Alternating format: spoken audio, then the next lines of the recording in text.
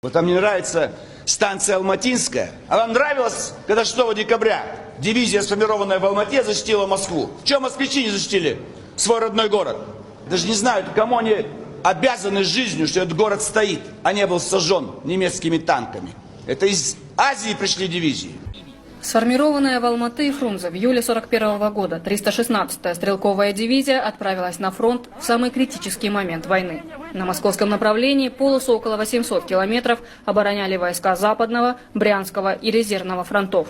В первые дни октября пал Брянский фронт. В окружении оказались части Западного и Резервного.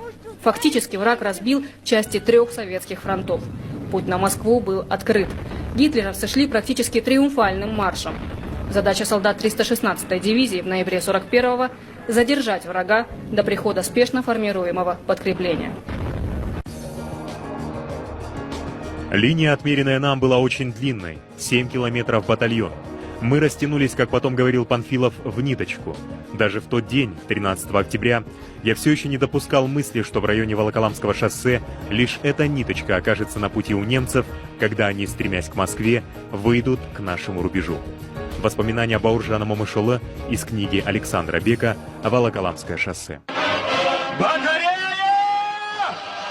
Беглым! Огонь!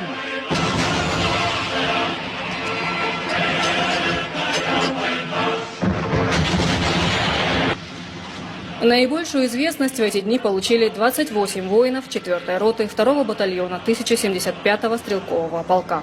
В неравном бою у разъезда Дубосекова они не дали прорваться к Москве 50 танкам, уничтожив 18 из них, и продержались 4 часа до подхода резервных войск.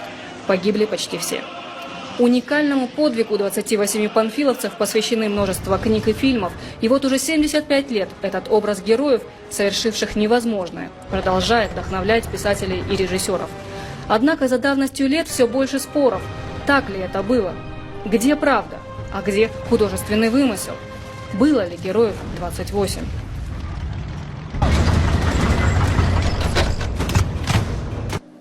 В архиве Министерства обороны России до сих пор засекречено еще множество документов времен войны. С части из них, касающихся битвы под Москвой, гриф «Секретно» сняли лишь недавно. Из политдонесения 316-й стрелковой дивизии от 17 ноября 1941 года. 16 ноября противник наступал в количестве 50-60 танков и довольно большого количества пехоты. 1075-й стрелковый полк понес большие потери. 2 роты потеряны полностью. Полк дрался до последней возможности. Политдонесение начальнику политотдела 316-й стрелковой дивизии. Доношу, что полк в течение 16 и 17 ноября вел бой с противником в районах Ширяева, Нелидово, Петелина, Большое Никольское и Шишкино. Против нас действовал противник силой до 60 танков и полка пехоты. В результате боев полк имеет потери за 2 дня.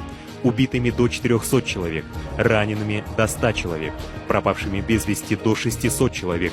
Потери противника в районах действия полка исчисляются убитыми 800 человек, подбито и сожжено 15 танков. Комиссар 1075-го полка Мухамедьяров. В архиве Института российской истории также находится комплекс практически неизученных документов Комиссии по истории Великой Отечественной войны Академии наук СССР.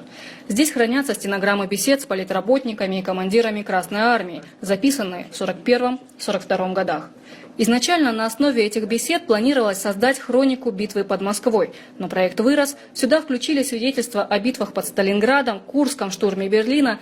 Тогда было решено на его основе написать историю Великой Отечественной войны. Но неприукрашенная окопная правда после войны оказалась невостребована. Об этих свидетельствах забыли надолго. А в 90-х архив и вовсе был закрыт для исследователей. Лишь сейчас, благодаря стараниям отдельных ученых, эти документы увидели свет.